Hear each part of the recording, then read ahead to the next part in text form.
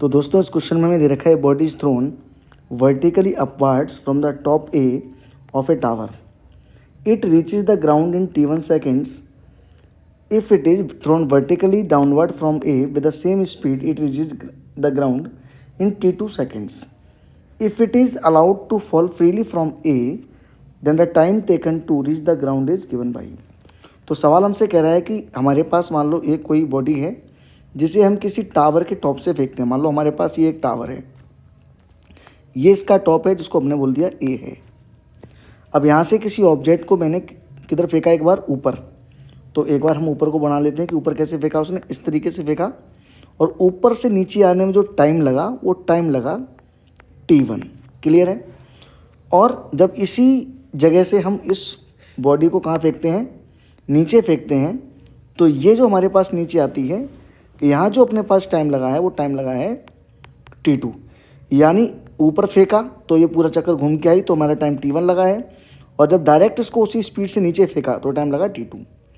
हम मान लेते हैं कि ऊपर फेंकने की रफ्तार u है और नीचे फेंकने की रफ्तार भी u है, क्योंकि उसने कहा है कि सेम स्पीड से फेंका गया है. अब हम क्या करेंगे, दोनों के लिए इक्वेशंस लिखेंगे और हमें ये प्रूव करना, हमें ये देखना है कि इनमें से कौन सा जो टाइम है वो आएगा जब बॉडी को फ्रीली फॉल किया जाएगा फ्रॉम ए से. यहाँ से फ्री फॉल कर दें यानी केवल ड्रॉप कर दें.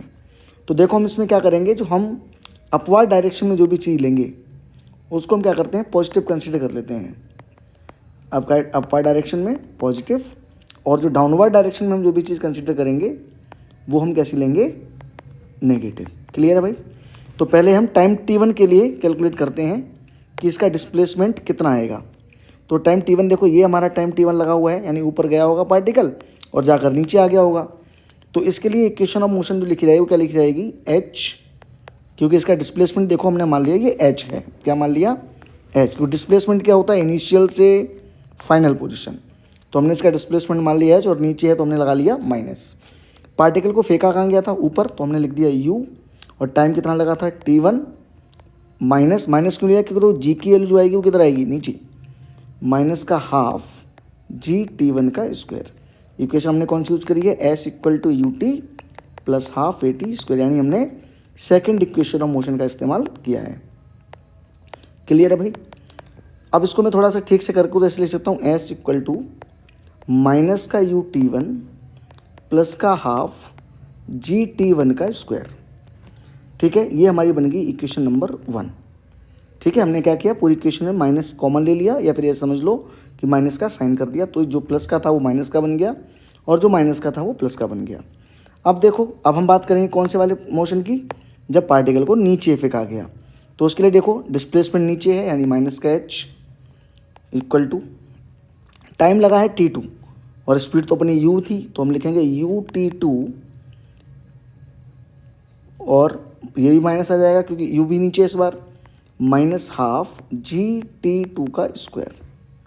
अब देखो इसमें सब में माइनस है, उस माइनस अगर कॉमन लेंगे तो क्या जाएगा, h equal to u T2 plus का हाफ g T2 का स्क्वायर.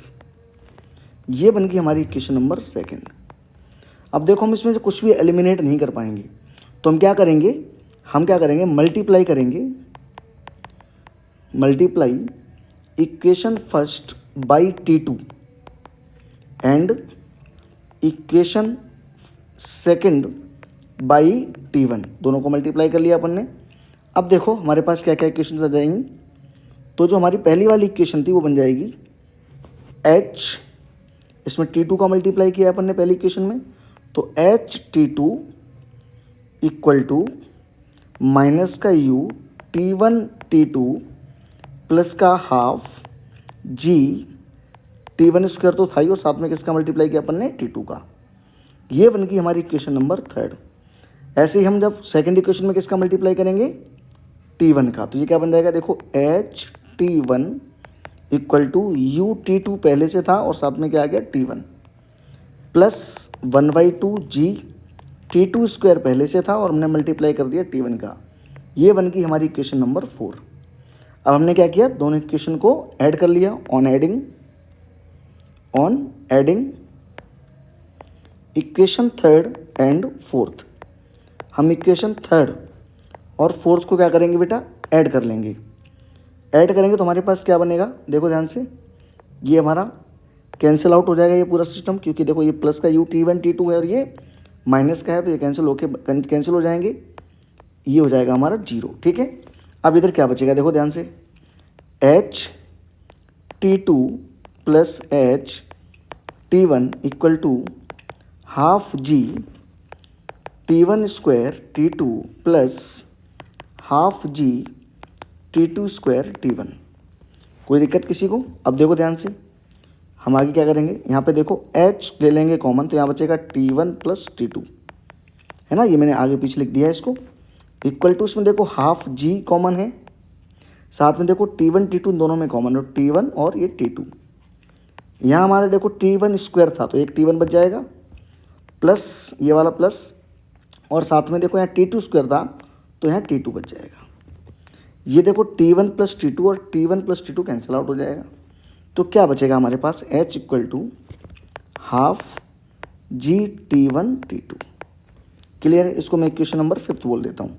अब ध्यान से देखो, उसने कहा था कि अगर मैं फ्री फॉल कराऊँ, कैसे कराऊँ, फ्री फॉल, अगर यहाँ से देखो कोई बॉडी फ्री फॉल करेगी तो क्या फॉर्मूला हो जाएगा हाइट का, फॉर फ्री फॉल, जो फॉर्मूला आएगा हमारे पास वो क्या आएगा बताओ, डिस्प्लेसमेंट था हमारा देखो h, ये देखो डिस्प्लेसमेंट h है, और u हमारा हो जाएगा 0, क्योंकि जब फ्री फॉल करेंगे तो फ्री फॉल में u हमारा यानी इनिशियल स्पीड 0 हो जाएगी, plus half G T square, क्योंकि उसने कहा फ्री फॉल का जो टाइम है वो कितना है, टाइम t दे रखा है उसने, कितना टाइम दिया हमें, t, तो हमने यहाँ लिख दिया हाफ जी टी स्क्वायर।